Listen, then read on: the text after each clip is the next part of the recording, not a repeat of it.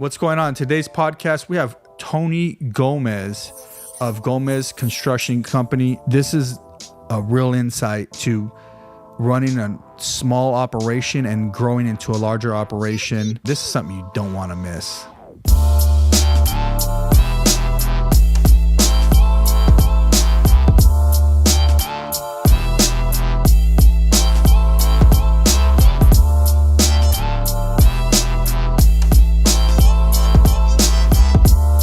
Today we have the founder of Gomez Construction, Tony Gomez. Welcome to the show, man. Thanks, bro. Thanks for having me, brother. I appreciate that. So you've been in the industry for over 15 years. You're married. Yeah. 2 years now? 2 years. Yeah, So, 2 years. Is this your second marriage? Or I fifth? mean, The first? 4 or 5. No, I'm kidding. No. Yeah, this is we're not married, but we live together. You know, she has a son, which is you like the cow, you got to take the calf, right? Yep. So it's just that's what it is. We've been together for 2 years. She's wonderful, bro. Helps out all the administrative stuff in the company. Yeah. She does all the COO stuff, shit that I want nothing to do with. Yeah. Right. That's not my You're my a cup builder. of tea. Yeah, you're a builder. Yeah, I'm a builder, bro. I'm the rainmaker. Yeah. Are you gonna propose? Oh man, you're like the what 10th person this week to tell me? Yeah, I will. Soon. I believe in marriage, dude. So do I. I mean, some don't work, some work, but I believe like the commitment. That's a true commitment. It is. You're right. And it's a lot of work. Yeah. But Probably harder than building a company, huh? dude, marriage is freaking hard. Try it together. Yeah. Right. Oh shit. Yeah. So you guys are doing it on a smaller scale together, not Yeah. married and Yeah. young company and stuff like that. And She actually owns majority of the company. So Yeah, we're that's smart. woman-owned. Yeah, Yeah, woman-owned. yeah. so you guys, Gomez Construction offers services such as roofing, remodeling, painting, in the residential and commercial space, correct? Yeah. So, as a business owner, how long you been in business? So here in the Valley, I've been here in the Valley for 5 years, going on 6. I moved here to, one of my cousins started dating a girl out here. He would come out here periodically and tell me, hey, cuz, come out here. It's badass. It's way different than LA. Everything's much cheaper out here. And we ended up moving out here in late 2017. Mm-hmm. And the opportunity of a restaurant came up. We jumped into the restaurant industry, had bad partnerships. That kind of went sideways. We had a partner that fucking screwed us, man. Took us for a bunch of money. And we didn't know any better. Me and my cousin were making money back then, so we didn't really care. But when we got screwed, everything just kind of fell apart, right? And then I kind of went off on my own, went to go look for a job at that point. I mean, had a hard time, went to go look for a job, and I did. I started working for a general contractor out here. Mm-hmm. Worked with him for a couple years, 2 years. And after that, brother, I asked him for a raise one day. I actually didn't ask him for a raise. I asked him for more responsibilities. And he said he couldn't afford it. Mm-hmm. So I was like, all right, brother, I guess I gotta part ways. Now I understand, right? All your profit overhead. I'm still trying to figure all that out. We can relate to we'll have a conversation about that right now, right? Yeah. And yeah, man, I kind of went off on my own, and I actually did what you were doing. I opened up a paint, drywall, and stucco company. That's all I wanted to do. I wanted nothing to do with general contracting. Yeah. So I opened up this company, and it was, during COVID. I actually left my job about a month and a half before COVID happened. And, I say this with as much respect as possible, but COVID for me was a blessing. Mm-hmm. Because everybody started staying home and they started realizing how shitty their houses were, right? Everybody was like, oh, I need this done, my restroom, my cabinets, I need, a window put in. Can you help me with this? Can you help me with that? I was like, yeah, sure. My background was in construction. So I was like, yeah, sure. We can help you out. And it just started snowballing, man. I just grabbed a little bit of traction, and we went full force. And next thing I know, I started doing additions and, changing out people's roofs. And it was kind of funny, bro, because it was, the name of the company was AZ Paint Co. So I had a paint company, we were painting. That's what we were doing. So I kind of, like I said, just snowballed, and we went into all this other stuff. But going back to when I lived in LA, Yeah. I was a broker. I was a real estate broker. Okay. I had bought a firm, and then I just kind of evolved from that as well. We went from, selling real estate and, just, hey, I don't know if you remember 2008, right? The crash, the big crash.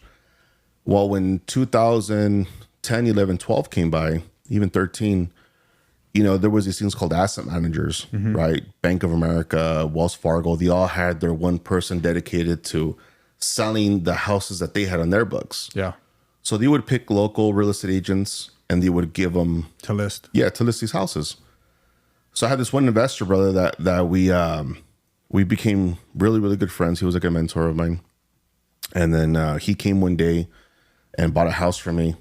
And I kind of saw what he did with it, right? He put lipstick on a pig, right? It was real simple what he did. A flip. Yeah, it was a flip. And he listed it. I saw how much money he made. And after that, I was like, dude, what the hell am I doing? Like, he was kind of like, well, I don't understand why you're not doing this. Yeah. You should be doing this. Well, my dad was, he was like a general contractor, but he was like a handyman, right? Never licensed, never anything. Never even had a company really registered. He was just a guy that everybody knew. My dad was a tile layer, but the same way he can lay your tile, he can hop in a window, fix your cabinets. Yeah. Do an addition on your house. So my dad was the foundation. He was good with his hands. Oh, 100%, bro. He was way different than I am, bro. I'm dangerous probably with the hammer nowadays, but you know how it goes. You lose practice, right? Yeah. But yeah, man, I bought my first house. Took my pops out there, man. We checked it out. We fixed it together and we sold it and we made a bunch of money. What year was that? Jesus, bro, like 2013. 13, yeah. It was about 13. So yeah, it just went from that. It went from buying homes, flipping them, to then I started getting into land development, right? It kind of evolved again, right?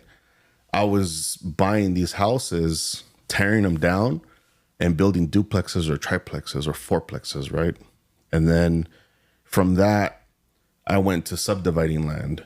I was the asshole taking a bunch of land, making it little parcels, building houses on them. Instead of leaving it acres. Yeah, exactly. I was splitting it up, Then from that, we went into full scale, like land development, building apartment buildings. And to be real with you, man, I didn't get to build a lot of my projects. I would put the package together and I would sell them. Yeah. So I would shovel ready. You're selling a concept. Yeah. I was selling them shovel ready, bro. And people loved it, dude. People loved it. People would come to me. Shit, a lot of times I had my stuff pre-sold. I tried doing that out here actually when I first went off on my own. Yeah. I was just ahead of my time, man. And I don't think people still are doing that. I think a lot of people kind of left it alone. Like I don't know. I don't know what it is. But I've looked into it and there's not a whole lot of that going out here. I mean, they're doing it. It's just, it's a different arena. Yeah. Yeah. I mean, it's like who you know. Yeah. Yeah. You just don't know anybody.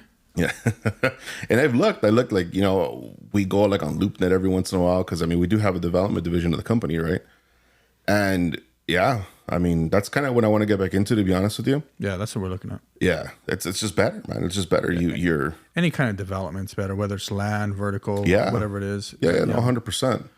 I mean, what we do, it takes a certain type of beast to do what we do, right? Get in there with the nitty gritty, but that other game, it's just, I feel like it's a lot simpler. Yeah. To be honest with you.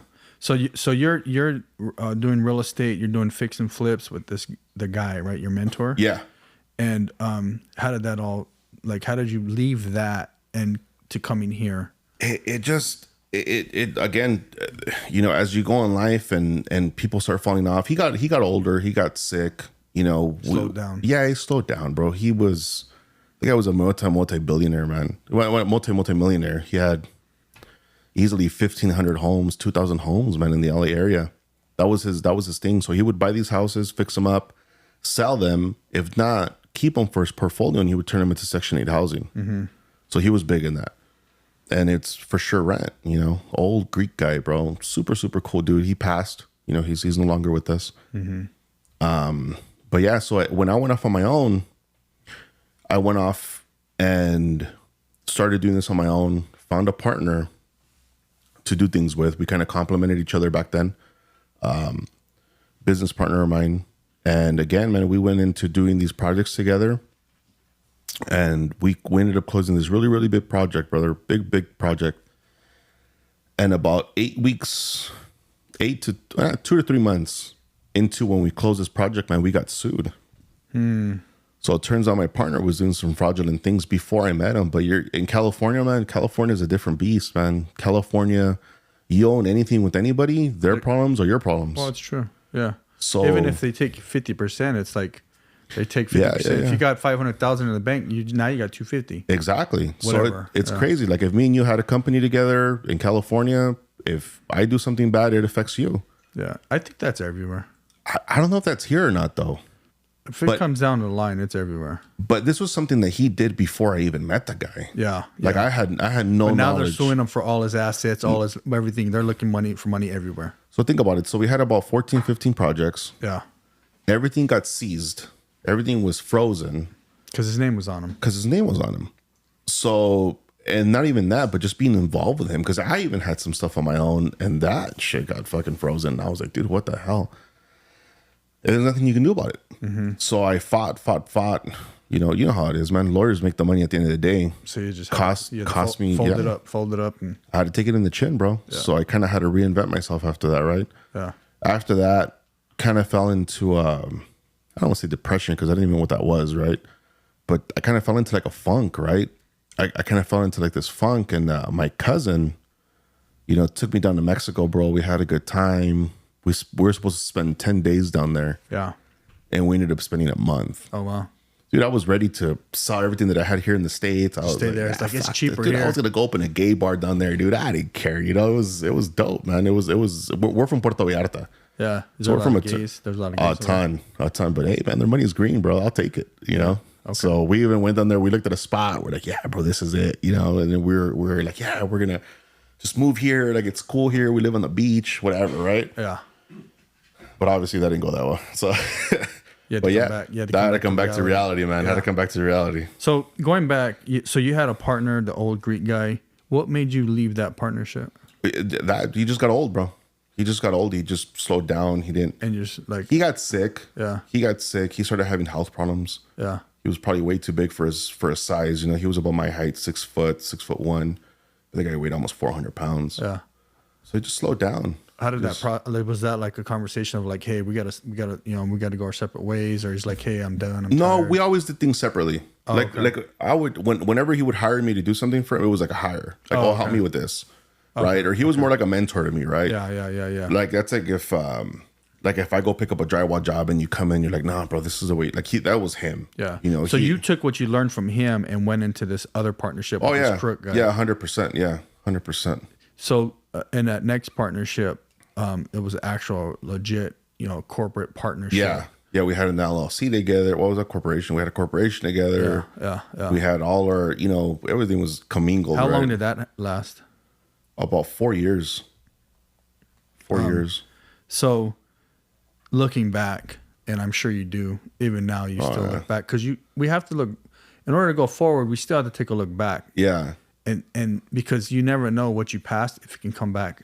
100%. So like looking back, what would you say, were your gains from that situation with the last partner, and some stuff, like, I guess it would all be gains if we look at it now. Yeah. What'd you learn from those situations, whether it was, finding a partner or, vetting them, or the type of deals you were looking for? Like, can you enlighten us on some of that stuff? I mean, so one of the last things that my partner, so John, right? His name was John Cypress. One of the last, John Cypress. I know, right? No, what? He was a good dude, man. A really, really good dude. No, but that was my first partner, the Greek guy. John was the good guy. Yeah, that was the Greek guy.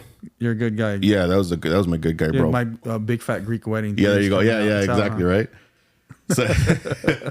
So one of the last things he told me, bro, one of the last times that I saw him, bro, we kind of sat down. He was already like bedridden, wasn't doing well, and he literally told me, he's like, "Look, Tony, I've known you for a long time. We've done a lot of work together. We've made a lot of work together." He goes, if partners were good, Jesus would have one. Yeah. And I was like, man, that was impactful to me. You know what I mean? And I mean, a lot of people tell me like, oh yeah, Jesus had his apostles. Well, he had his apostles, but they weren't his partners, you know, they just spread the word. Right. But those words to me were impactful. And now whenever I do go into a partnership with somebody, it's like, well, let's do things the right way. You know, there's a beginning where it's like you're dating somebody, right? You're, you know, holding hands and everything's great and whatever, right? Well, there's a beginning, there's a middle, and there's an end. So what's gonna happen in the fucking divorce? Who gets what? Or if the sisters are going sideways, what are we gonna do, right? Yeah. So I've just learned that a little bit more. I've been a little bit more strategic in who I want to partner with, who I don't want to partner with, even with clients, man. I don't know if you saw the other podcast that I did, but you know, I've fired clients before. We have working phases. Here's phase 1, 2, and 3. If I don't like you by phase 2, I'm not going to do it. I'm over you. And I think that's the same way it should be in a partnership. You know, you guys should get to know a little bit more, you know, hold hands, do 1 or 2 things together, but try to keep things separate, right? Partnerships, I guess you need partners, right? Depending on what you're doing. Yeah. But I mean, it's hard, man. It's hard to really explain that. Yeah. I think the key to like a business partnership, and I don't have none right now, just my wife, but I did open up a small business with partners, and I'll be doing more and more, right? Yeah. I think the key is to lay everything out up front. Yeah. And put it in writing. You know what I mean? The problem is people get so happy and, oh, this is a great opportunity, blah, blah, blah. And then they just run with it. And then we'll figure it out. There's never figuring it out. It's like, okay, here it is. I'm in charge of the banking. I'm in charge of this. Okay, you're in charge of that. You're in charge of this. I'm expected to do this. It's like being in a relationship, right? I'm sure, you know. No, so we set it up, and I had my lawyers draft out everything. Yeah. And it's a little bit more than because marriage, you don't do that in marriage. Well, I mean, you're not setting up boundaries and stuff. No. You start setting boundaries a year later, 2 years later, and then the fights start happening. Yeah. Because they're like, I didn't do that before. Why need you to do that now? Why didn't you do it before? Yeah. You see what I'm saying? Exactly. That's a partnership. Yeah. So that's the problem is if you set the standard up front, so in your future partnerships, right? Yeah. Write it out, bro. Who's in charge of the banking? Yeah. Because you could set up the bank account to where you make all the decisions. They can't access the money. Yeah. They can see everything. Yeah. But there's no access, right? 100%. Without your approval. There's stuff you can do like that where, hey, double signatures or whatever, right? Or not even. Everybody's going to approve it. Double signatures are cool, but no, where they can't even, like, certain people can't even spend the money at all. Got it. Okay. You see what I'm saying? Like, at all. Yeah. Where they have certain limitations, and so you can set up every parameter you think of. Yeah. You can set it up in writing. Okay. You know, if you're not sure, like if this guy like went through bankruptcy and he didn't pay his bills, but he's a better guy, but you're still not sure. Okay, that's a parameter like around the money, right? Got it. Or maybe this guy's like, a good worker, but gets sidetracked real quick. Well, the parameter is in writing. I need you to. This is your scope of work. Yeah. You're managing all these projects up until this point. Yeah. You're doing this, and this. A, B, C, D. Yeah. That's it. You're not doing anything. You know. And if we need help here, here, and here, then I expect you to help. Yeah. These are. You know what I mean? So. You know, one of the biggest things that I've seen in partnerships to work is for everybody to line up, right? And not just physically, I mean mentally, and then just being fair with each other, right? Like I've had a lot of partnerships where people have attempted to be my partners when it comes to stuff because, you know, we're the general contractor, right? Yeah. Everybody wants to be fucking friends with the general contractor because nobody wants to pay the full rate, right? Yeah. But I had this one partnership one time. It was proposed to me, right? Where somebody came and they're like, "Wow, we want to flip houses. You know, we want to do this, we want to do that." And I was like, "Well, fucking great, older gentleman, right?" And I was like, "Well, great." He's like, "All right, well, I'll give you 30% and I'll keep, you know, the rest." And I was like, "Well, how the fuck is that fair?" And he was like, "Wow, you know, all your stuff sweat equity." And I was like, "Yeah, but they're my connections. That's taking me a long time to get here, and it's cost me money to get here." And it ended up working out. So, you know, unless we're equal partners, then I feel like that's a different approach, right? I think if we do something together, it should be equal, right? Even though, you know, maybe right now you're putting in more, but at the end, I got to be fair with it, and I got to put in my part too, right? I think when you start doing things with percentages, I think everybody should get the same amount across the board, because at some point or another, that person that gets the less percentage has to do more. That's just the way I see it. Right. Yeah. So that's a fair way to see it too. Yeah. But you have to think about value, right? Yeah. Everything has value. And so you ever watch Shark Tank? Oh, all the time. Right. I was watching last night. The sharks for a reason, right? Yeah. They'll take like 70% from a guy. Yeah. They'll do it the opposite sometimes, right? So I think the value is life's not fair. Yeah. Right? So if I said, hey, I have 20 million to invest and you have no million, Yeah. is that a 50-50? Whose ass is really on the line? Well, your ass is really on the line. Right. So that's where it starts changing but then at the same time is what you can do, say in future partnerships is, okay, well, you want 70 and I want 30. Well, let's do a buyback where every so often I get 5%. 100%.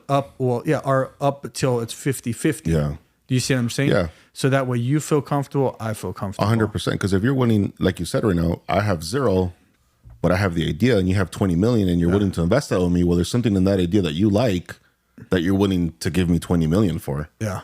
Yeah. So that's why I feel like, all right, well, if you're willing to invest that much money into my idea, and you know, that's for the buyback, right? That's brilliant. That's the way it should be. All right, I'm gonna give you the 20 million, fucker. But when things are coming back, you got to put in this much back, or it's got to be in writing. Yeah, you can buy it back. So like I know someone that has they partner with a guy and they do a lot of multifamily, right? Yeah. And the guy got 10%. That's it. All right. The guy knows put in 80 million into these projects, right? Dude, here's what I'm saying. Oh, the 10% is probably worth. Yeah. You know what I mean? So like, and he gets a salary. So so you got to pick your battles, right? You got to pick and choose your battles. And who it is, and like you said, is if it becomes to where you're doing everything and it's just his money, I don't know if it's a 70-30 is the right number. Yeah. You know, because he's not really doing anything. Exactly. He wanted to be hands-on. That guy's like 90 years old. He wanted to be hands-on. Yeah, maybe that's more of a 50-50. Because if he's hands-on and money, that's probably a 70-30 split. Yeah. You know I mean? agree with you. Yeah. Or more.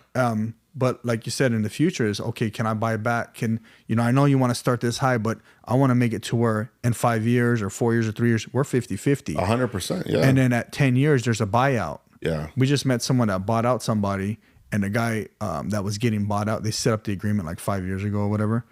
And the guy that was getting bought out tried to renege on the deal. It was like, hey, I'm not ready, like this, that. And then the other gentleman was like, we agreed. It's right here. It's your lawyer wrote it up. Yeah. You need to sell me the company for the value we said. Exactly. Which was like 40% less than today. Exactly, man. That's why you got to put everything in writing, brother. That's what I mean. It's like, oh, man. But what I'm saying is that was an agreement they agreed upon in writing. Yeah. You see the parameters. Who's who? What are you doing? Exactly. You cut, they nip that shit in the butt. Never think that someone's going to keep their word. Like, they could be the pastor of your church. Oh, yeah. Those are... Well, no, I'm in church a lot, but So what I'm saying is, don't bash the pastor. I'm saying is everyone's human. Yeah. Right. So if everyone's human, there's a chance you can get screwed. Yeah. If there were Jesus, there might be a chance. I don't know. I didn't know Jesus too well. I just knew that we didn't hear about him when he was younger too much. We heard about him as older years, and he did a lot of work. Right. Yeah. But a lot of sweat equity. A lot of sweat equity, put in a lot of work. So what I'm saying is there's a chance for anyone to screw anyone. So it's like, okay, let's put this in writing. Yeah. Your word's so cool. You've been good to me for the last 7 years as a cousin or a friend. But like, we're still going to put this in writing. Business is business. Business is business. And that's hard, man. That's another thing. Like, I've gone into some business relationships with some of my family members, and it's hard, man. It's hard to, some people don't understand that, how to set those parameters, how to set those boundaries, right? Where it's like, dude, business is business and family is family. If you want to mix both, that's your bad, dude. Because I can sit here and tell you whatever I want to. I'm fucking blue in the face. But if you don't get it, you just don't get it. Yeah. And that shit ruins families, man. No, that ruins families. I'm at a point in my life where I try not to hire people I know. Yeah, bro. I mean, we do from time to time, like someone need our help or something. And I'm like, this is temporary, guys. Because it's you don't like that you fire them because they screwed up and they hate you. Thanksgivings and carne asadas are kind of brutal after They're that done, shit. dude. Yeah. They don't like 17 people don't come over, Yeah, and no quiero ir a tu casa. and it's your fault. You give them the Yeah. job, but you fired them, so it's really it's still your fault. It's like really, But like even with that kind of stuff is when I hire people that I know, I hire someone that is recommended or whatever. Yeah. I tell everybody involved, like, listen, you're gonna work here, but please know if you don't do your job, I'm gonna fire you. Yeah. There's expectations. Here's this is your position. This is your wage, whatever the agreed upon. If you do not do it, do not come at me crazy, mad, angry, or anything for firing you. We need to know that as men. Yeah. We need to know that. 100%. Or a woman, and if it's a woman, but I still say the same thing. Like so that if that boundary is not, because I haven't set the boundary before in the past. I've done it with my family members, with like siblings, cousins, friends. And every one of them got mad at me. It's hard, man. It's just that's one of the most difficult things. But it's hard, right?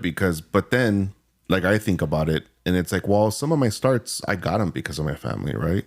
My dad's let me borrow money to do some of these flips, or he's helped me finish them. He's put in the sweat equity. But I've done deals with cousins, and that goes south, and I guess we kind of understand, right? But they understand, but maybe their partner doesn't understand, and they're the ones that are pissed off. Yeah. I'm like, dude, get the fuck over it. If me and my cousin got over it, you get the fuck over it. Yeah. Well, it's hard. Some people hold on to grudges for a long time. And we've made a lot of money together. We lost a lot of money together. It is what it is, right? Yeah. Some people can't get past that. Some people will never get past. And to each its own, right? Yeah. That's why you pick your partners. But again, those conversations those like initial conversations. Yeah. Dude, every time I didn't have the conversation, I was a bad guy. No, you're the asshole. Yeah. Dude, I've had guys, and you're how long you been in business now? 4 years or 4 years now. Yeah. I've had guys. This is true, and I have some good guys, girls, women, and guys on the team. But in the past, I've had guys literally screw me, like with stealing from the company, build jobs wrong, all kinds of stuff. Right? Lose thousands, tens of thousands, whatever, hundreds of thousands, whatever it is. Yeah. Right? Millions. So. And I'm the bad guy still. If I fire them, I'm the bad guy. And I'm like, dude, like you just stole. Like, do you still have that tool in the back of your car? Nah, we know you have it. Yeah, we seen it. Yeah, no, you know what I mean? Yeah. But I'm like, why are you mad at me? You're like, damned if you do, and you're damned if you don't. It just didn't work out. It didn't work out. I just called one of my guys yesterday. His family as well, and related to my wife. There was beer cans on my job site. Oh, that's a no. That's a no. God, that's a no. Thank God I got there before anybody else did. Yeah. And I called him and I was like, dude, get this shit out of here, dude. Yeah. Imagine the owner walks in and he sees 30 fucking beer cans. What's wrong with you, bro? Anybody. Dude, if he drove and he was on your company time, that's you. Yeah. Yeah. Let alone a company vehicle. Probably not a company vehicle. He's a subcontractor, yeah. But still, it doesn't matter, bro. Like, you respect my job sites. Respect them. Yeah. That's all we ask for as general contractors, right? Or as just a company, bro. Just respect my shit, dude. Yeah. Yeah. Or like I've caught guys stealing. I've caught guys doing bad work, and I'm like, come on, guys. Like, this is the stuff. Like, I don't even get mad at you more. I just have the conversation with them, right? And I figure that if I'm just that guy that doesn't blow my head like I used to, I was a hothead. Yeah. I'm not that anymore. I'm just like, whatever. I'm just chill, man. When did you stop being that? 2 weeks ago? Yeah. Just kidding. Actually, when I moved here to Arizona. And you actually entered the heat? Yeah. No shit. Yeah. The heat brings you down, man, here now. But it's, I don't know, man. Just like, you just don't get nothing from that, right? And unless somebody calls you out or whatever, right? I'm still a big guy with that, but they won't get it. What one of my good general contractor friends here, he's like, man, these guys are a one dog and pony show. And I didn't understand that for a while until I got it. This is what they do, and this is what they do best. Because this same guy was going around my back and asking this guy for work. This guy's my friend. The guy wants to help me out, and he's like, "Hey, dude, this guy's calling me asking me for work." I was like, "Dude, come on, dude. Like, I'm still trying to help you out, bro, and you still over here, trying to bite my hand." But we go through this shit all the time, right? Yeah, and like.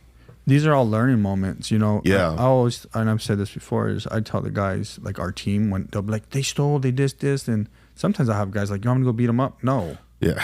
God, no, yeah. Or do you want me to call the cops on them? No, don't. Like, unless it's something crazy. And I tell the team all the time, like, listen, just because I am a believer, I believe in karma. I believe in sowing and reaping. Karma's world, sowing and reaping is biblical. Is it comes around. Yeah. You know, go ahead and steal 10 G's from me. Yeah. I'll get them back. I'll get it back, but I don't even want to know what you're going to lose. Yeah. Because what goes around comes around. Yeah. And in the Bible, it's 10 times. Depending on where you look, it could be up to 100 times. Yeah. Good or bad. Yeah. Right? So I always tell people, like, it'll come back to me. We'll get it back somehow, some way, somewhere. But I feel bad for the person because they're gonna need money here shortly at some point in their life, and they're gonna get whacked. Yeah. Or if they don't get whacked, their kid is gonna get whacked because that's the legacy, right? Yeah. So yeah, I try not to get mad about. Only time I get upset is I don't get upset when someone does something because I'm like, damn it, you know. Yeah. I get upset when they challenge me, knowing they did it. Yeah. And they want to fight with me because I terminated their employment. And I'm like, you literally did all this. Like, you know, you did all this, and you're mad at me. I wish sometimes people would put themselves in our shoes as business owners, right? And that would really see the repercussion of what one of their mistakes can cost us, right? And not just cost us, you know, monetarily, money wise, but the relationship with the person that's giving you the job, right? I understand we can't be everywhere at one place, but you know, and it's happened to me. I've caught guys framing things wrong at my customer's job, and I'm like, dude, like, what's gonna happen if that thing falls? Yeah. Hits somebody in the head, they're down there, or what about if the guy that gave me the job sees that and then tells me to correct it? We come back and we correct it. But now he's not going to want to give us another job. Yeah, he's going to lose confidence. He's going to lose, exactly. People lose confidence with us, right? And that's what and it's like you're not just hurting my pockets, you're hurting my reputation, and that's eventually going to trickle back down to you because I gave you the job. You think I want to give you another job after this shit? Yeah. Like, no, I don't. I think for us as employers, and you're doing a lot of subcontracting. You got probably some employees as well. Yeah. It's crucial for us to, in that leadership role, to actually teach the process, because like you said, what you said was, I wish they would know what we go through. They're never going to know. No, they're never going to know. Right? Some people will. Yeah. Right? But most won't. Yeah, and most so won't. We can't assume they will, and they won't. And we can't assume no one's going to work like us. And some will, but most won't. Yeah. Right? Because some want to just go home. They just want 8 hours. They're cool, whatever. Yeah. Right? Yeah. Or some weren't taught the right way. Yeah. Right? And so we have to create the process and say, okay, so like for us, obviously we don't have a ton of subcontractors. We have some. For our internal team is we create the rules, regulations, standard operating procedures. Here's how you do this. Here's how you file this paper. Here's how you file this. Here's how you create this. We have that stuff all written out. Oh, great, man. And then you have your company rules and policies, right? Yeah. To set, and for you, in your contracts, you can have the same thing in your contract, certain policies you want to happen or not to happen. Yeah. And take all the mistakes and turn those into certain policies. But they're never going to think like us, so we got to educate them on how to think properly to do their job the best they can do their job. Yeah. It's like all those guys that want to get paid, that want to get paid in cash, right? And, págame en efectivo and no quiero pagar taxes. Like, dude, come on, when are you ever going to grow, brother? Like, take a paycheck, dude, report your taxes, and just do shit right. If you can. If you're legal and you can. Yeah. But the legal guys... They find a way, bro. Well, they find it. Yeah. These guys find a way. Well, even legal guys are going illegal. Yeah. To not pay taxes. And I tell the same thing. I talk to all the guys. I'm like, pay your taxes. If you had child support, pay yourself. Yeah, you're going to be broke.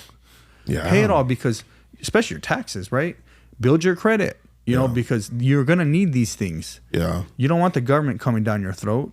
You don't want the credit reporting agency come down your throat. Yeah. You need to report all your income so you can go buy a house, so you can go buy a new car or a used car, however that works. So you can just deploy those are tools. Yeah. Having your taxes done, and having your credit looking good. 100%. Those are like tools in the bank. Those are assets that you need. Man. And those are the things that we go through, right? And I mean, I don't mean to steer off a little bit here, but I've, you know, I have a really good friend of mine, Ivan Garcia, bro. He's the freaking king of, you know, these SBA loans, right? Okay.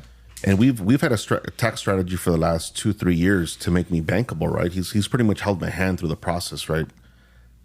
He's a badass, bro. He's one of the caballeros too. He's really, really cool. And I was introduced to a CPA through another acquaintance of mine.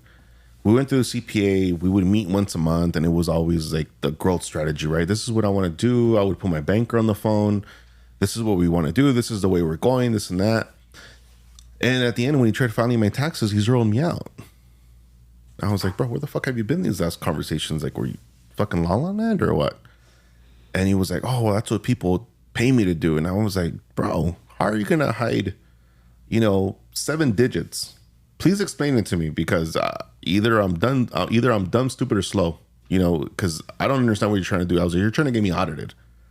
And we had words, man. It's like picking these professionals, right, to be part of our team, I think is really difficult as a general contractor, or as any type of contractor, right?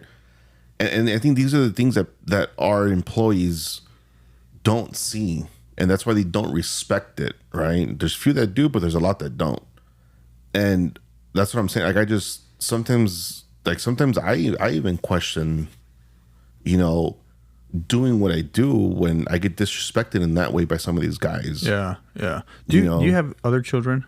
No, we just have the one. You don't have none on your own? No, okay. I have a 3-year-old pit bull that I love to death. So I have kids, right? And so think about this, is in our marriage, right? We have, my wife and myself have conversations that the kids don't know anything about. Yeah. Right? Then we have to deploy those conversations to the kids. She's better at that than I am. And that's where the separation comes. We know that the kids cannot do or be us at this time. Correct.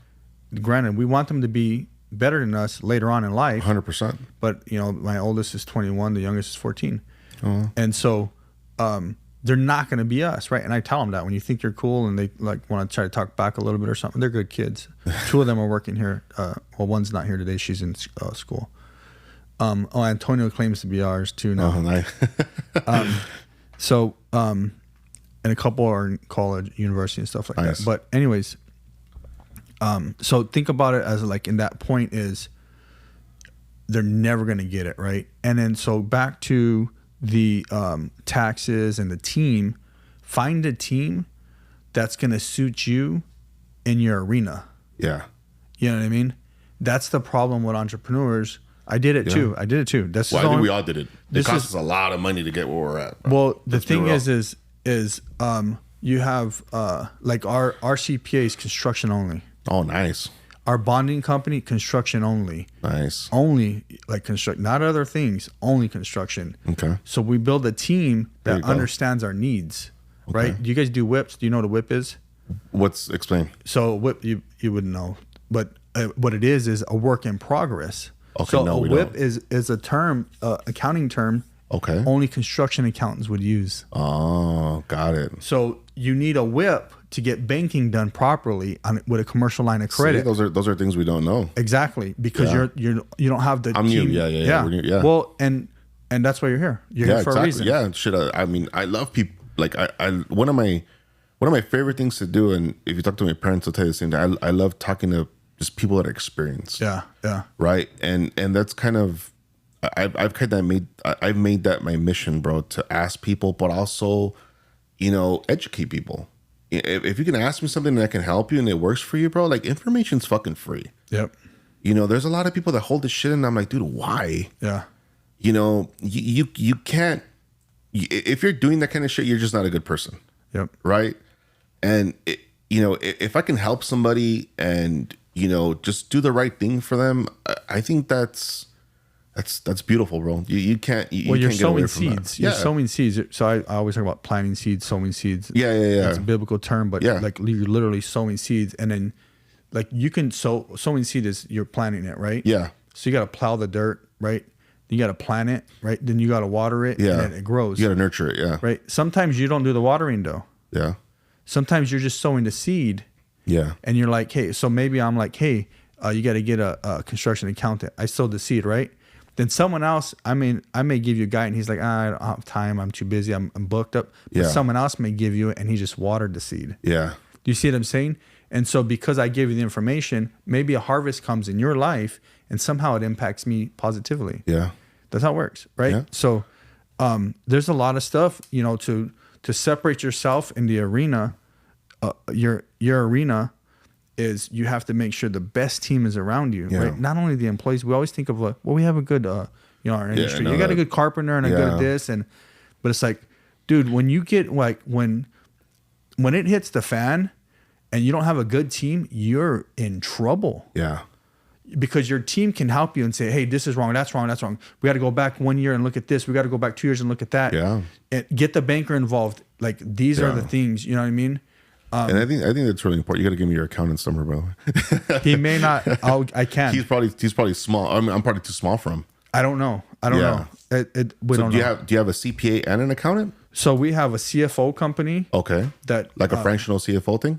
Yep. That's outsourced. We have a CPA. Okay. And I have a full-time account manager here. Oh, that keeps track of all our payables, receivables, all that stuff. Yeah, see, that's what I need, bro, because it's so hard. Like, so you do paint and drywall, right? Paint, drywall, installation, small demo, ceiling grid.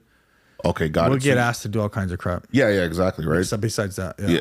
So you get it. Like right now, I think we have about 15 jobs on the board, right? Yeah. That we're working on simultaneously, right? Okay. But sometimes we do 4 purchases a day, and sometimes we do 50, right? Just depending on what day of the week it is, and what it is, right? So job costing, bro, what a fucking nightmare trying to get somebody just to do that. I'm assuming that's what your person does downstairs, right? We have a full team on it, bro. God, man, that's a nightmare, dude. I have like that. I was just having a meeting this morning about it with our team, and we have one lag in our job costing. Yeah, and I don't like it, and we're trying to figure out how to fix it. Dude, that's the shit that keeps me up at night, bro. That it's like, like last year, right? We had a huge contract with this company, and the only reason I did not do that same contract this year, it was $1 million contract, and it turned it down because I couldn't get my shit together when it came down to my staffing, right? Well, not to my workers, but to my back office. But it's, we were controlling shit. We would get this house, they would give us this house, and it was a $30,000 budget. Okay. Well, we knew that we had a budget. We were keeping 30% of that for a profit. For our bullshit, right?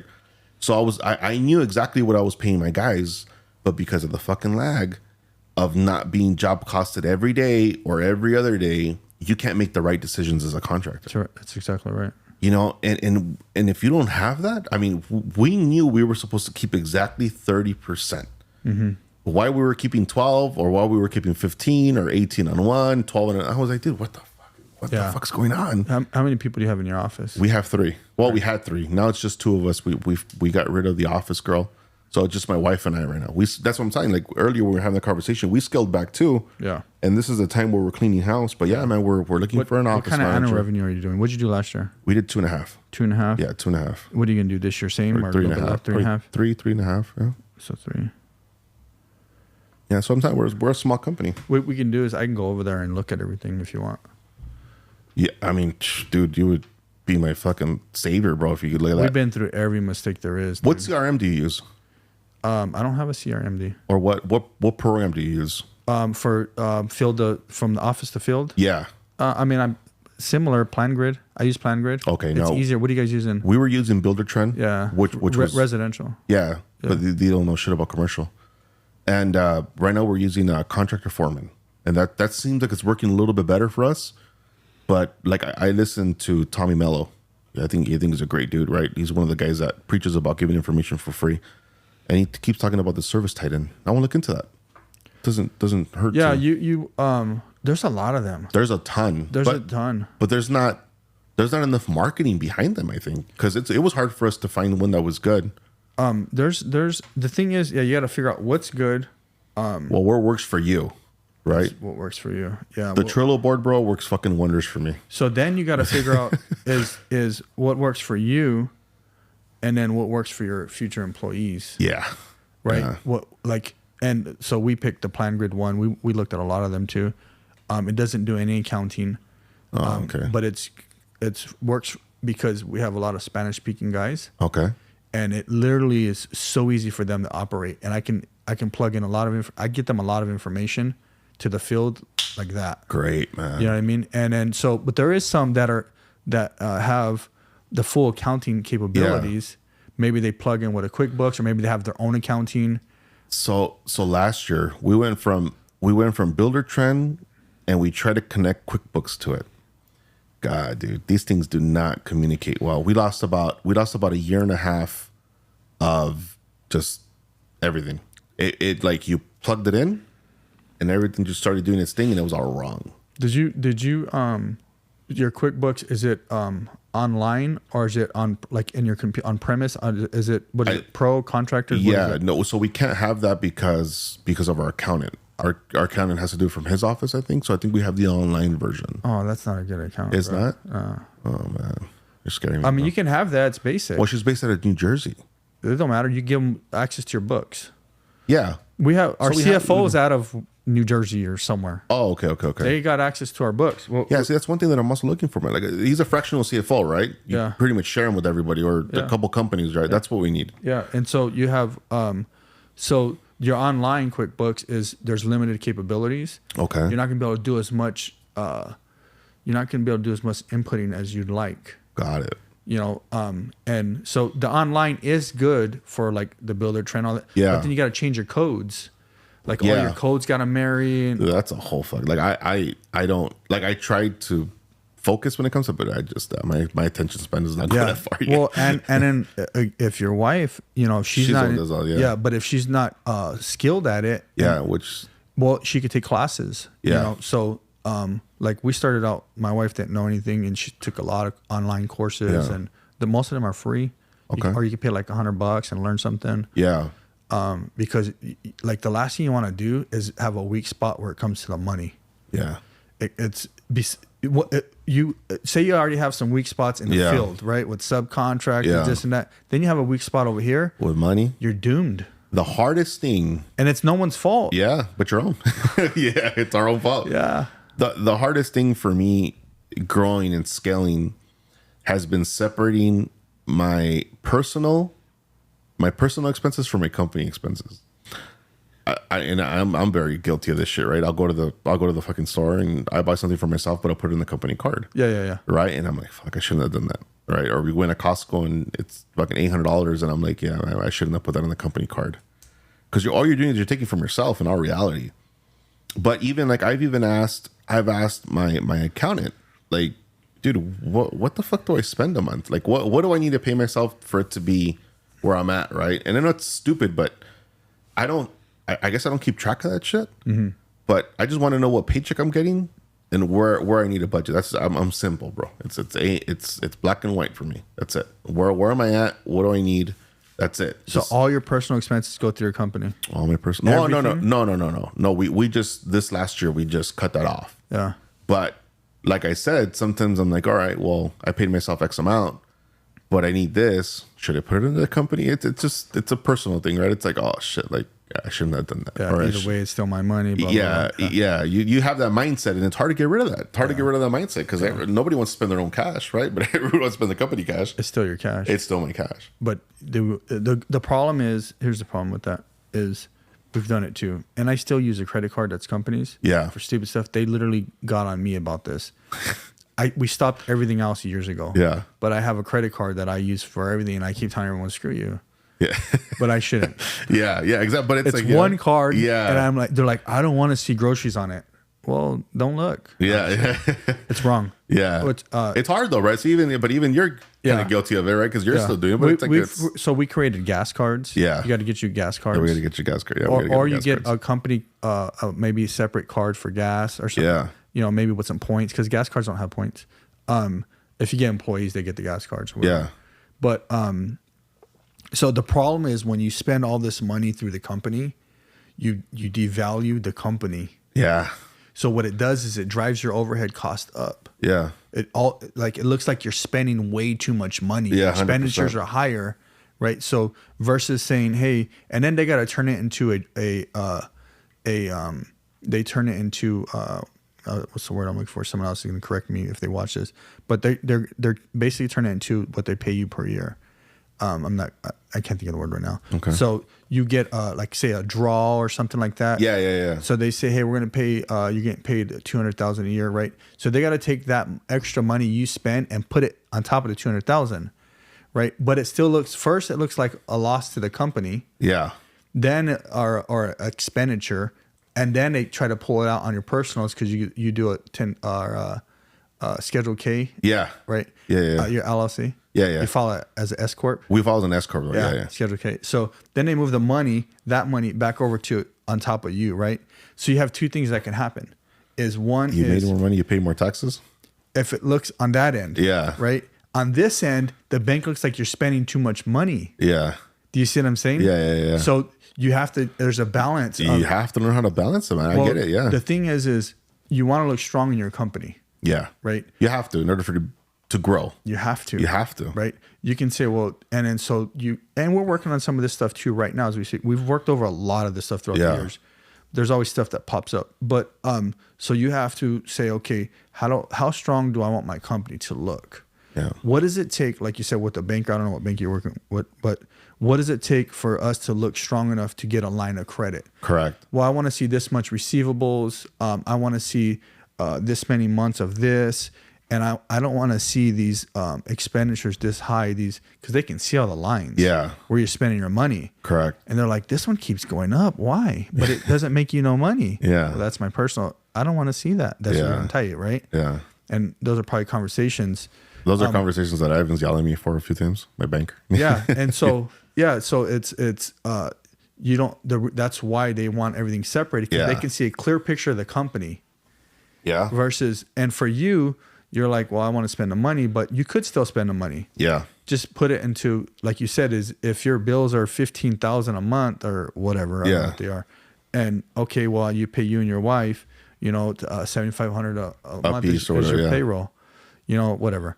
However that works. Yeah. But that's where it boils down to. Yeah, correct. And then now you're separate. And then now you carry your credit cards for your food and all that stuff. Yeah. And then the company credit card, you still use it for your gas. Mm-hmm. Maybe some tires and stuff. Because your vehicles because the vehicles they're under company, the company. they're yours. Yeah. So yeah, man, it's hard to I guess when you first start, and that's one of the biggest things, right? That I think you and I probably both have the responsibility to do, right? With companies that are smaller, where I feel like sometimes I got to help them out, at least give them the information, right? I tell people well, this is what I did, try it out. If it works for you, it works for you. If it doesn't, it doesn't, right? Yeah. Going back to helping people. Yeah. But I mean, I appreciate any help you can give me, man. I mean, I'm always looking. You never know, man. You can just, we have the foundation. You can be the tweaks. guy. Yeah, you can be the guy that comes in here and be like, no, you're like the Dr. Dre of construction, right? You just come in here, tweak it a little bit. The next thing you know, you're the guy that freaking fixed all my problems. Because you have the experience, right? Yeah. And then what bank are you with? First Fidelity. Okay. Yeah, they're a smaller bank. I know who they are. We had them for a year. Oh, really? Yeah. That's why Ivan works for.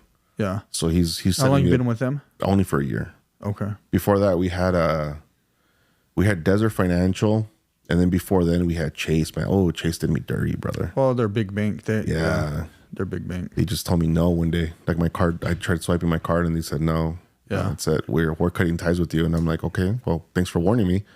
And they couldn't provide a card. Oh man, I was gonna call the news on them, man. Yeah. They left me with no operating capital for about 35, 40 days, bro. Zero operating capital. They tied up all my accounts. Did you have some fraud on the account or something? No, bro. They just started cutting their accounts. And it wasn't just to me. I know 3 or 4 other people that it happened to. Okay. So you're a high risk business as a contractor. Yeah. Yeah. Okay. Okay. You know how that works. So, we've talked about like a lot of challenges and obstacles, we've talked about like some of your failures in real estate and with partnerships, and with subcontractors, You know, I think one thing is, like we said, is just don't assume someone's you. And you've heard that a lot of times. Yeah. It's hard not to do that. It's really hard. Yeah, because you're putting all in. You want to be faithful in humanity, man. Sometimes it bites you in the ass. Yeah, you know, and then you got to expect, like, you know, I look at people and, you know, they go home, then I'm still at the office, or I'm office on a Saturday or Sunday morning before church. Yeah. Trying to, you know, or, you know, no one's going to be you. And you need to be the best version of you. Yeah, man, I agree. You know, I tell people, like, I work half days, and they're like, what do you mean? Yeah, 12 hours a day, at least. You know what I mean? 12 to 16 hours. Yeah. That's where it's at, you know. When you really come down and break it down, it's like all the people that we're responsible for, right? It doesn't matter how big or how small, but like we're responsible for our families first and foremost, right? Our parents, you know. I don't have any parents, but yeah. Thank God I still have my parents. Yeah. But you know, your employees, right? They depend on you to feed their families. And it really pisses me off when, you know, I know some of my guys go off and work for people that I know because they're subs, right? And they're like, oh, so-and-so didn't pay me. The fuck do you mean? You know, no, he didn't pay me. He owes me $800. Yeah. Or $1,000. And to you and I, that's probably not a large sum of money, bro. But to them, it's everything, right? It's a lot of money. It's a lot of money. And then it happens. And then that really pisses me off because I went through that with my dad. You know, my dad was the guy that was doing work for people, and sometimes he didn't get paid, and it would piss him off, and it would hurt us financially, right? Yeah. So I understand what that is, and I understand where that comes from, you know. But people keep doing that shit for some reason, you know. If there's guys, and I'm not proud to say this shit, but I've done it before where there's been guys that I haven't fucking paid because they've done some shitty work. But I explained to them, this is what you did wrong. You want to fix it, but because I came at them, you know, they think sideways, right? Oh, you came at me too aggressive. It's like, dude, you did shitty work. Like, you're better than this. You know, they just don't get it, bro, and they get offended and they leave off the job. And it's like, all right, well, you're not getting paid because I got to pay somebody else now double what I paid you to come fix your shit. Yeah, yeah. You have contracts, right?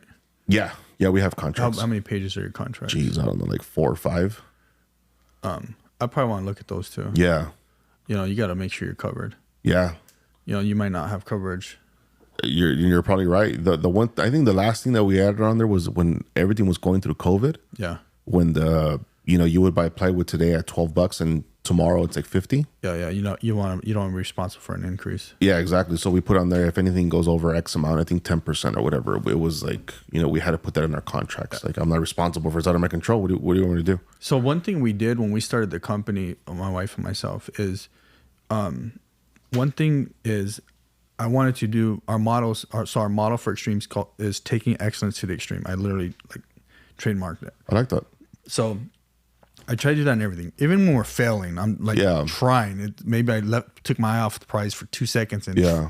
But it's we want to prepare for the future. Yeah. Right. And so what we did is when we started, I mean, this is like day one and stuff.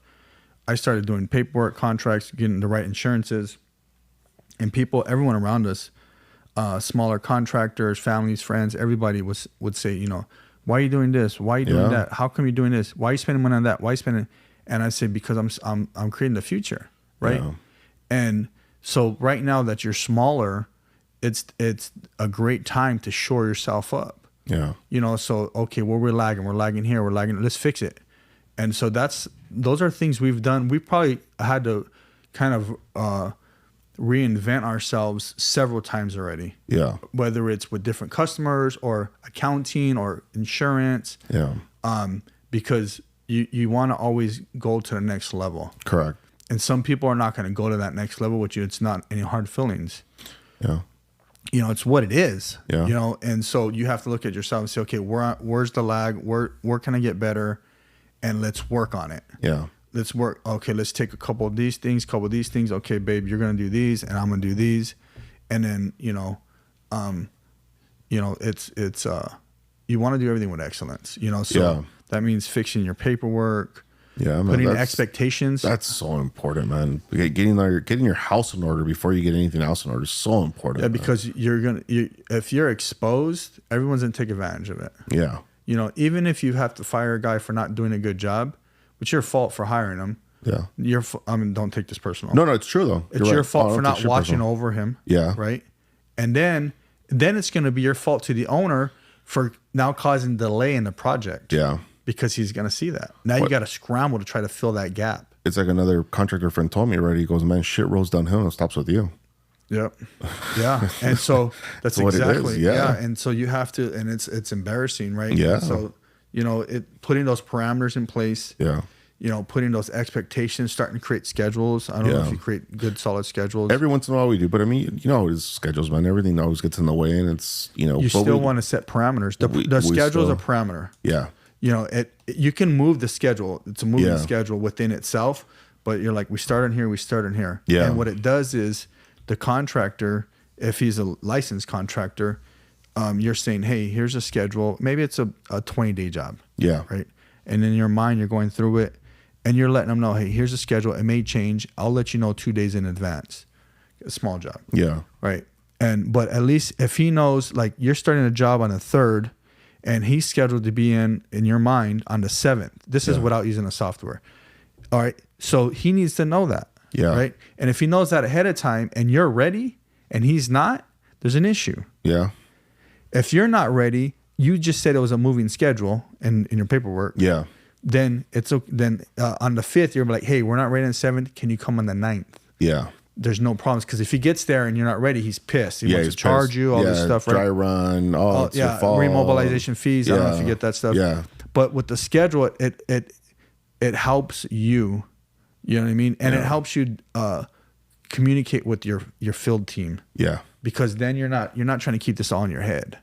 You know what I mean? So those are things we can work on. Ah, man, that thing's hard, man. Trying to like, especially me, like I'm an old school guy, right? You want to write it on a paper, and then next you know, you got 32,000 notes, 10 different booklets, and I know, dude. I got like a backpack full of fucking notepads, man. Yeah, and then you're like, which one? And you're crossing over one from another. Yeah. Yep. No, yeah, man. But you have to use those CRMs, man. Your phone. Yeah, use your phone. Use your calendar on your phone. But set the schedules for these guys in the contract. Yeah. It's written real simple. These are small jobs.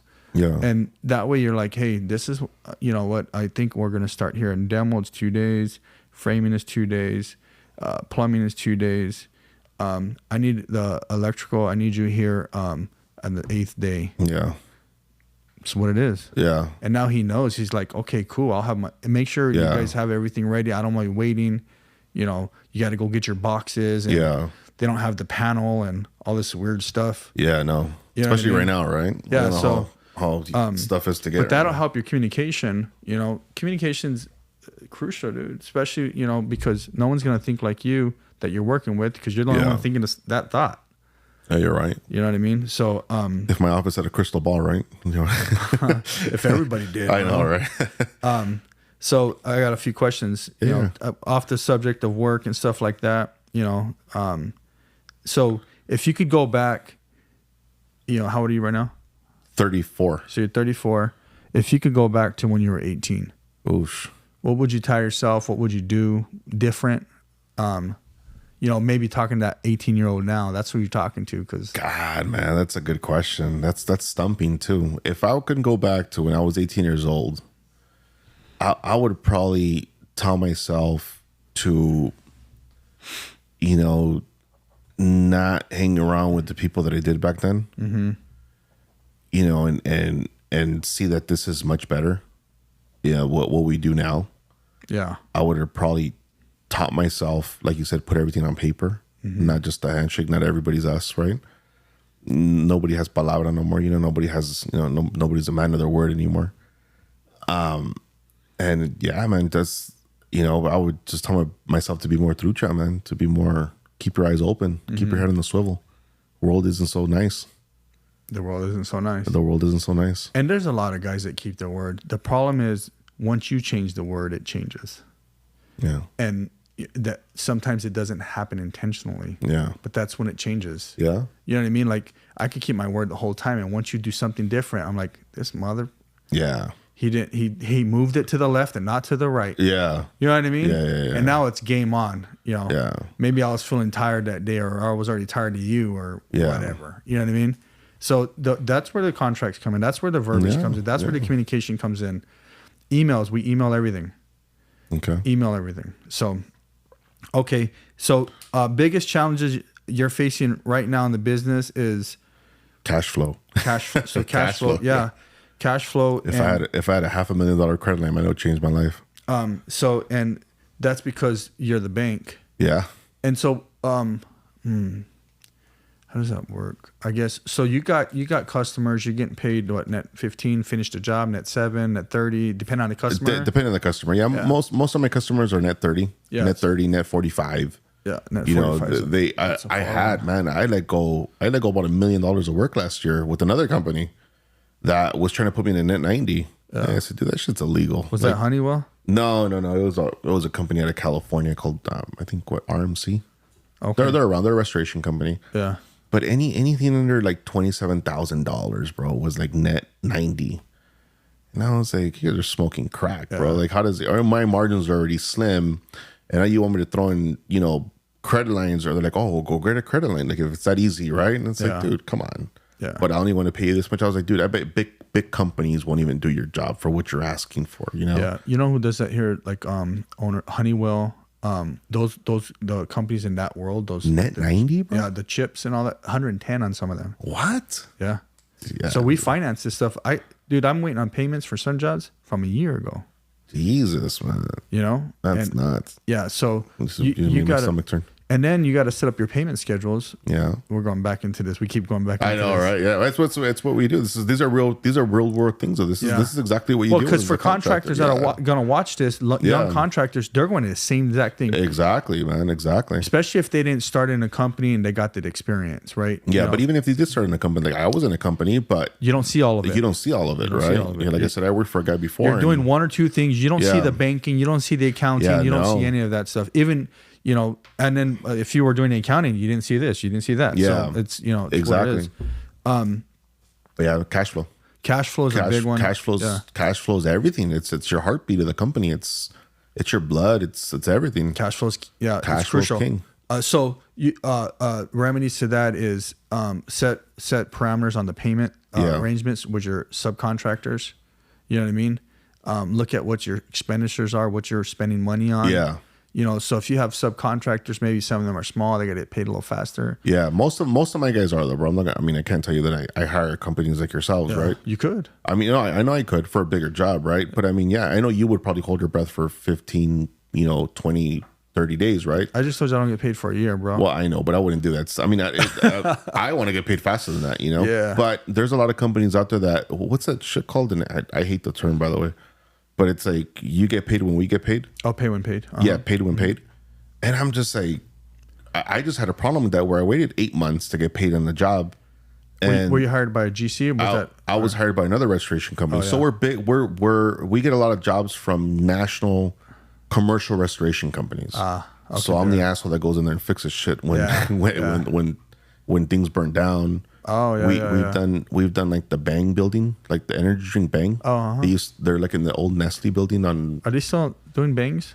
I think so. I think they're almost down to nothing, huh? Coca-Cola. Who shut them down? Pepsi or Coca-Cola? They're with somebody. Somebody shut them down. But yeah, they're owned by one of the companies, and they literally shut them down and boosted up another drink. Really? Yeah, they're about to go out. Oh man, yeah. No, I know they were in big good trouble. Drinks.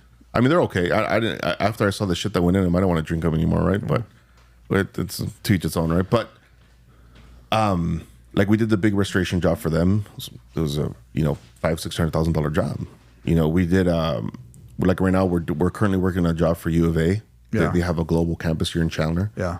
We did the restoration job for them, and they both solar fires. So the thing was, the shit started on the roof, and the fire came downward, right? Mm-hmm. But there was this one company that was like, all right, we have you on this contract, but they went into litigation with the owner of the company, and I didn't get paid till 8 months later. And I had to pay my guys. My guys were calling me every day about payment. And you have so much of this shit going on, man. You don't want to deal with that, right? Yeah. But think about it. You took, $40,000-$50,000 out of your account to pay these guys, and you don't get paid till 8 months later, man. That shit hurts. Yeah. Dude. When you need the cash flow. You need the cash flow. And things like this happen. So maybe you got to pivot to a different line of customer. Yeah, so we opened up a roofing division. Yeah, because our license covers that, right? So we do have a roofing division, and that last year almost carried the company, the roofing stuff. We want to get more into that this year because it's quick, right? We do a job for you, you right away pay us. Simple, right? And they're quick jobs, 2-3 days, right? Most roofs, But I mean, I haven't spent more than a week on a roof. So I think that's another big thing for cash flow. Yeah, you got to pivot because if you're not getting the lines of credit right now, Yeah. and you got to wait, then you got to say, okay, well, what pays faster? Yeah. There's a lot of ways we'll talk about it, but that's a problem for everybody. Yeah. Cash flow. Like I remember us starting, it was a huge problem. Yeah. Everybody offers you jobs, and jobs, like there's a lot of work out there. You got to be able to fund them. But you got to be able to fund it. You're their bank. And then as you get bigger, and so then you got to do reviewed financials, right? A reviewed financial is basically like your profit and loss. Yeah. But it's signed by your CPA. Yeah. They'll charge like 10, 20, 30, 50 grand to sign it. Yeah. Well, they got to go through and do it and rewrite it. It's to what your numbers are, right? And so when you get bigger, and I'm sure they may not. It just depends. Your bank will want it, reviewed financials. Everybody's gonna want it, and the customer will want it. Oh, really? Yeah. Oh, I didn't know that. Oh, yeah, because if they want to know, I haven't been asked for it yet. Because you're dealing with small customers. Yeah, dealing with smaller companies. You're third party. Yeah. That's why you're not asked for it.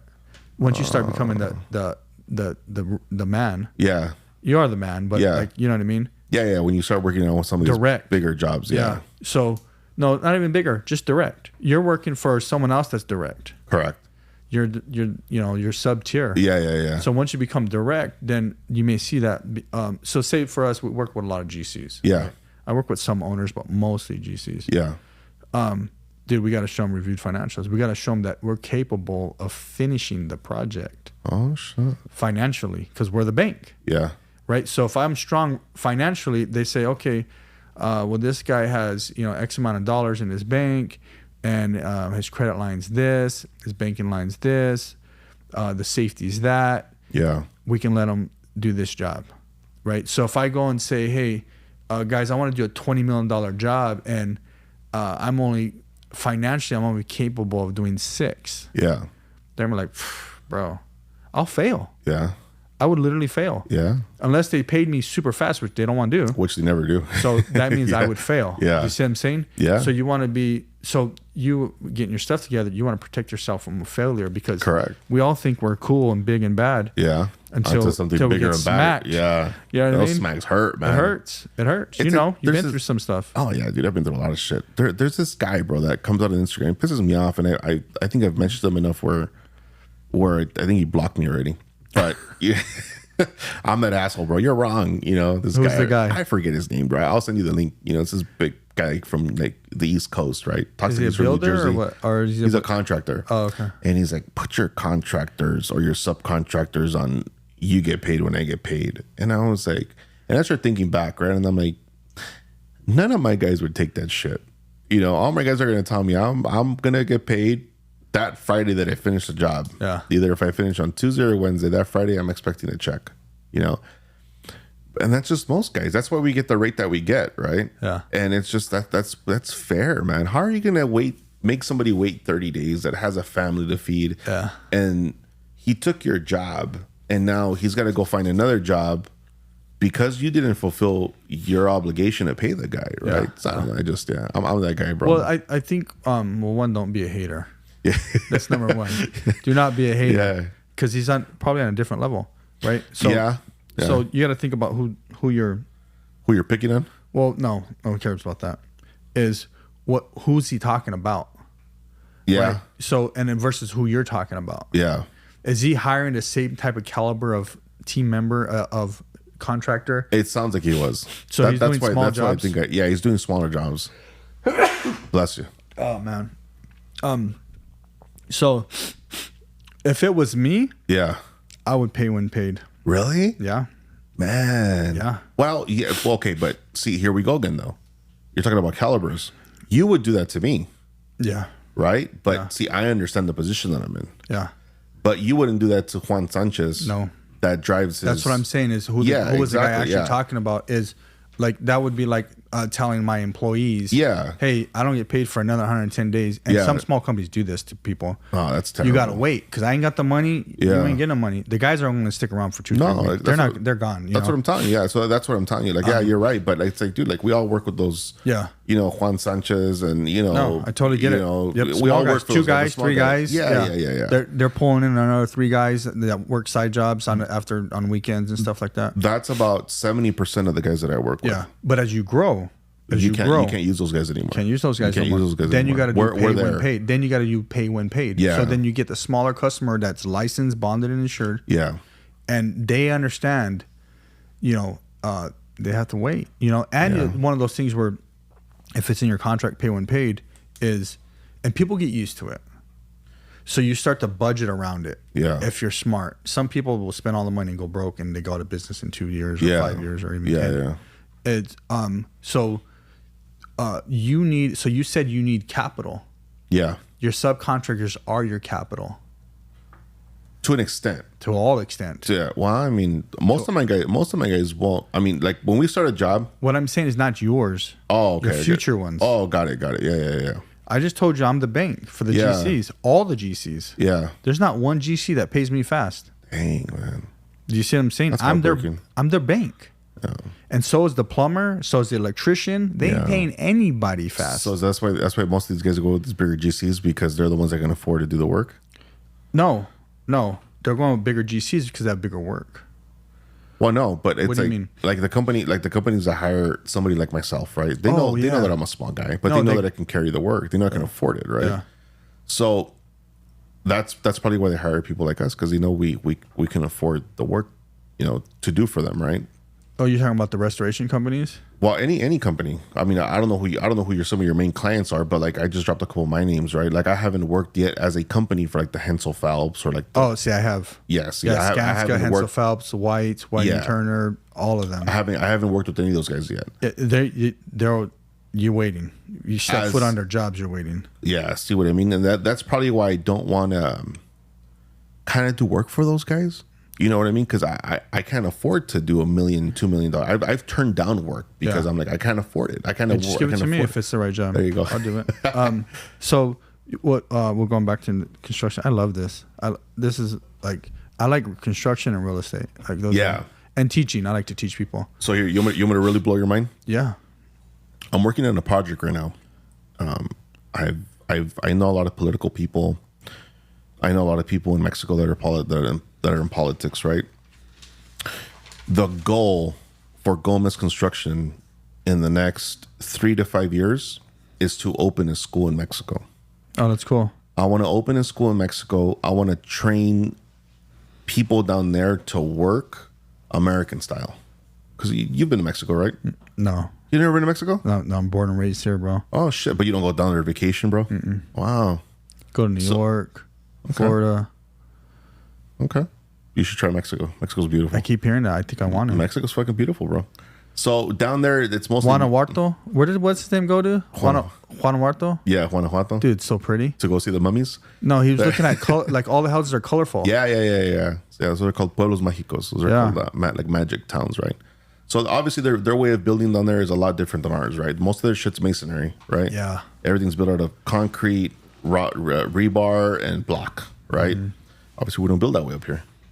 So what I want to do is I want to create a school where we can build houses down there, train my guys down there how to build American style, and then bring them here. Yeah. Because I eventually, I mean, I don't want to be you. I don't want to work for the big guy.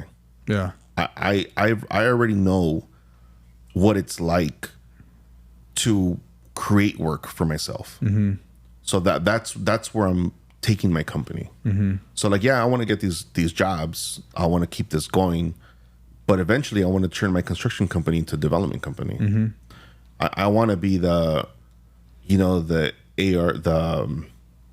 KB Homes, the Lennar. That's what I want Gomez Construction to be. Mm-hmm. I want to be a developer.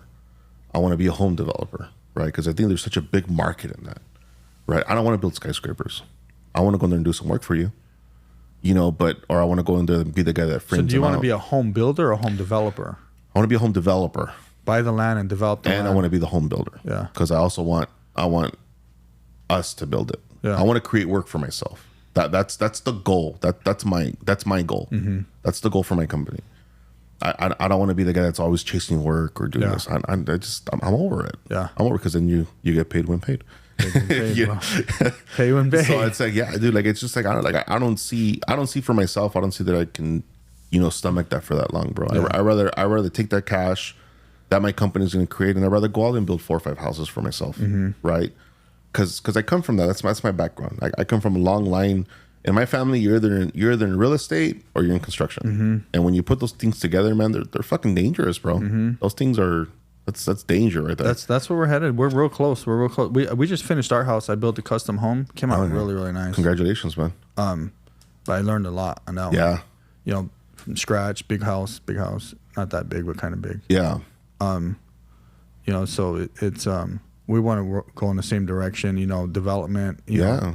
You gotta keep, like you said, you could take it to the next level, take it to the next level. But the level you're at right now is you gotta maximize at it. Yeah, of course. And really like be efficient, effective and efficient. That's why I want to get my house in order, because I want to prepare myself for, obviously, for the bigger. Yeah, for the bigger stuff, right?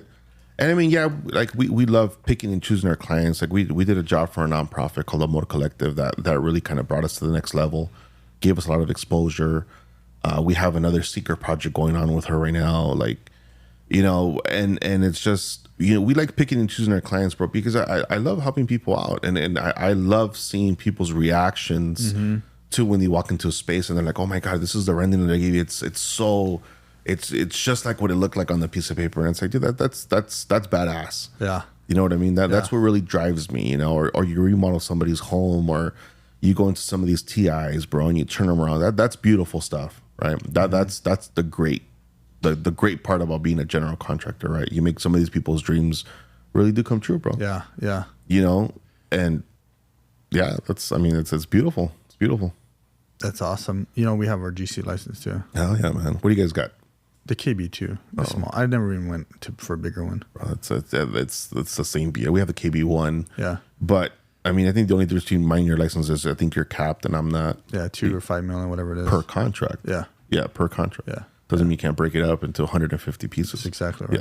Yeah. You know what I mean? Yeah. So we're looking at stuff like that, GC stuff. Yeah.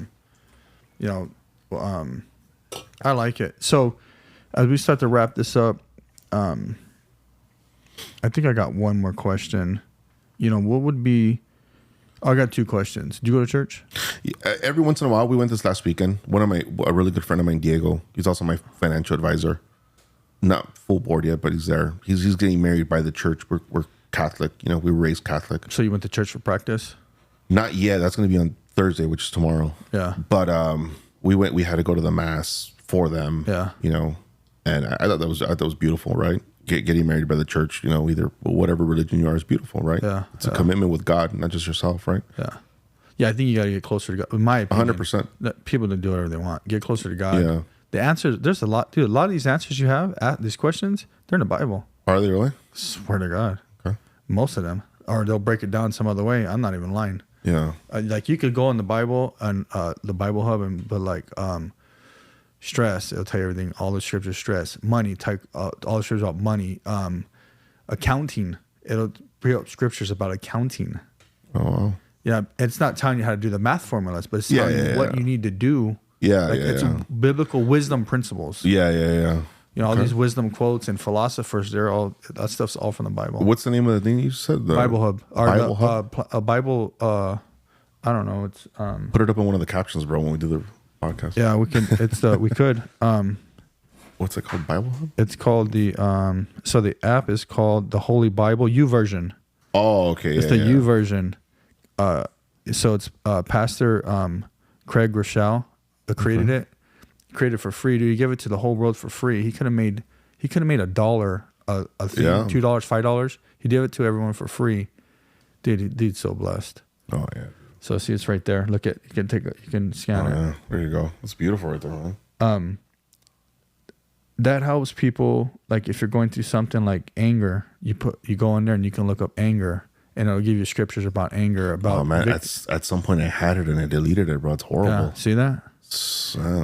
You can go on there about victory, and it'll talk about stories a long time ago, right? Yeah. But then what it does is it gets your mind simulated, and you start thinking about like victories in your life. Yeah. When you're getting beat up and bruised up and battered, and you're like, man, I'm tired. Yeah. And then you need something to stimulate your mind, and so I'll go in the Bible and look for these things. Okay. And like, okay, like, like David was like, when he went to go fight Goliath, right? He talked about killing the bear and the lion, and that was the victories, right? And so when you read that, you're like, then you start thinking about yourself. Where are my victories? Well, I remember when I did this, and I remember when I did that. I could do this again.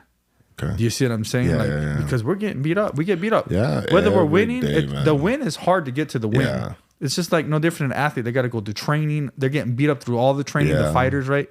Getting their butts whipped by other fighters that they don't talk about. And then they go in to win. They got to get beat up to win.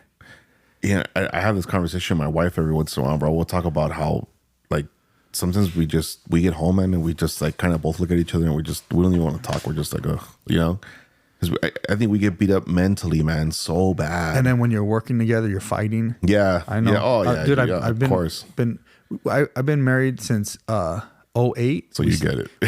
I've been married since 08, and we started a company in 09. Oh, shit. So, yeah. We're fresh. Yeah. And so we've been through we got in a fight earlier. Yeah. About something stupid, Me too. But like they were ruthless back then. Like, yeah, man, it's tough, man. It's tough. And then you're taking it home, and then you don't want to talk. Then you're like, I don't want to talk about it, but you want to talk about it. And the street comes out, and you want to put some gloves on.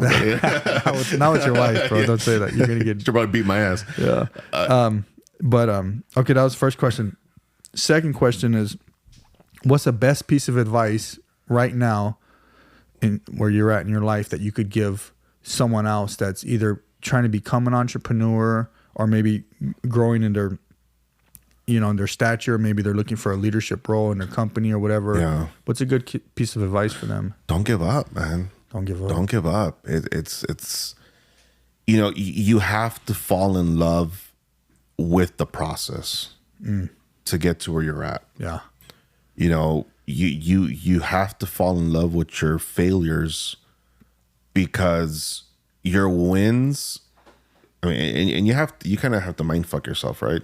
To where it's like, all right, I'm gonna fall in love every time I fail. It's a great thing because when you finally get there, it's not gonna satisfy you anymore. Mm-hmm. You're gonna want to go to the next level, right? And I think that's kind of what happened with us, and where we love the process and the struggle on how we get to where we get to.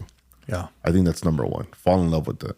You're gonna eat shit every once in a while. Fall in love with it. Fall in love with put the damn some salt taste. and pepper on it. Exactly. And keep going, man. Keep going. Don't stop. Yeah. Don't stop. Yeah. Don't stop. You get you fall on your ass. Pick yourself up again. It's not rocket science, bro. What we do is not rocket science. People make it look like it is, but it's not. It's simple, right? Mm-hmm. It's our endurance that makes us keep going every day, right? It's that wanting to get to the next level. But I think, I admitted to myself, I don't know if you do, but I don't know if do you love the process? I love the process. Exactly. I don't always like what I do, but we love the process of what we do. Dude, I love the challenge, the growth, the freaking learning, the getting whacked and say, okay, let's go. Yeah. Some of the whacks hurt, and you don't want to love those, but the process, it's going to make us better. If we want. Some people don't get better. Yeah. But I think if we're willing to accept it and grow from it, the problem is when we don't grow from it. Yeah, you're right. You do have to learn from your mistakes. Yeah, and some people don't. Yeah, you have to. And we've made mistakes. Like, it's always been some sort of different mistake. Yeah. You're going to encounter a different mistake that's going to cost you a new cost. Yeah. And as we grow, the cost becomes greater. Yeah. You know what I mean? Whatever it is. Yeah. So, but it's just that, man. Just fall in love with the process. Don't stop. Keep going. Call people. I mean, shit, you can hit me up on my DMs whenever you want, dude, to just ask a question. And I'm sure you're as open as I am, right? I mean, I don't know, but I'm assuming you are, right? Oh, yeah. If they ask me, I just tell people, look, I'm not going to give you all my pricing. Yeah. I had to figure all that crap out for myself. Yeah. But I'll tell you where to go, how to get there. Yeah. But I mean, I'm saying when it comes down to business wise, yeah, right? I mean, yeah, I'll tell anybody. Yeah. I have people that DM me for advice and stuff like that. I have different people I mentor. Yeah, see what I mean? Like, just sometimes just having that person to talk to, bro, it means the world. You know, it means the world. Yeah. If we were all just a little bit nicer and a lot more open with each other, you know, I think we can really change the world, right? I think that's one of the biggest things. But yeah, I mean, hey Chris, you know, I have a question, bro. Can you help me out? And it calms you down, right? It calms you down and it gives you clarity, right? So I think that's a big fact. Go find a mentor. You know, go find somebody that you can lean on. Yeah, somebody that can really help you, or just fucking ask a question, man. You never know. I'm shit. You might point me in the right direction, and like I said, you might fix my problems. Do you think people should pay for coaches and mentors? It depends. Okay. It depends. If you're asking me a question, no. You know, if you want to take, you know, X amount of time from me, then maybe. But even then, bro, I mean, it's not that.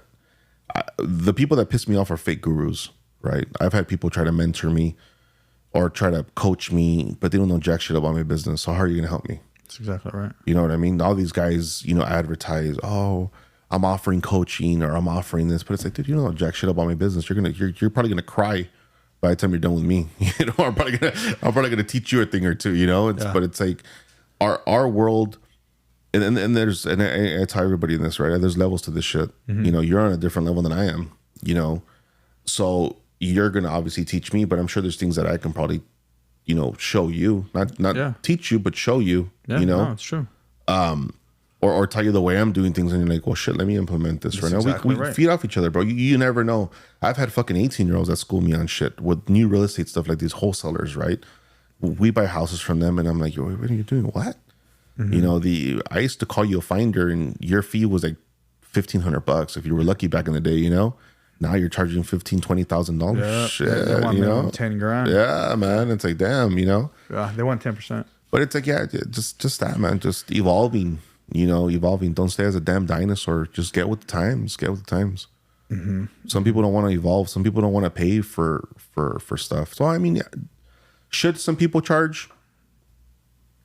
Yeah. I think if it's relevant. Yeah, I think if it's relevant. Yeah, if it's in your industry. Yeah. You don't want to pay for something that's not in your industry unless you're looking for life coaching. Yeah. That's different. That's different. But industry. It should be more industry specific. If you're in construction, you're looking for a construction guy.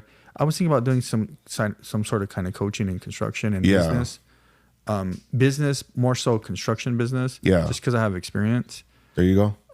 See, but like I would pay for somebody like you. Yeah, right. I'm in the industry. Because you're in the industry, you get it, you understand it. We've probably fucking screamed into the pillow about the same thing, right? At some point. But I've just been doing it for a little longer. You've just been doing it for a little longer, yeah. A little more screams. Yeah, right? exactly, right? Yeah, so it's just like, you know, for something like that, I would. But for some guy that's just, you know, doesn't know jack shit, and just because his house is on fire and he wants to go jump ship and he wants to charge me 50 G's I was like, no, dude, no, you can't help me, bro. You're right. You're right. Yeah, maybe a life coach. Yeah. So cool. Well, listen, Tony, I appreciate the time, man. I appreciate you having me out, man. This is a great chat, right? Yeah. I think we got to learn from each other. 100%. I got a little glimpse into your world. You got a little glimpse into my world. Yeah. And, I look forward to working with you more. 100%. I want to visit your shop. I appreciate that. Yeah. Thank you, man. Check out your books. I'll check out your books. Everything, all that stuff. I'm not my wife's better at the books than me. Yeah. But I can see what needs we'll to leave be you done. here and I'll take her, bro. she's aggressive. Yeah. But thank you for your time. Yeah, bro. I appreciate you, man. I really do. I appreciate everything that you're doing, man. It's badass, man. We're gonna. The goal is, like we said, is on the podcast is bring young entrepreneurs. That doesn't mean age. That means, you know, maybe they got a small company, maybe they're just starting, something like that. Yeah. And you know, we'll still do some bigger names, but I want to get some local guys, and that way, because you're going to influence. If I can influence you, you can influence the next guy. 100%. We're all growing. Hey, man, it's pay it forward. That's the deal. You know what I mean? It's all about helping each other out, man. Yeah. Helping each other out. Yeah. I'm big on that. Yeah. So thank you for your time, and same here, man. What a blessing. Be blessed, guys.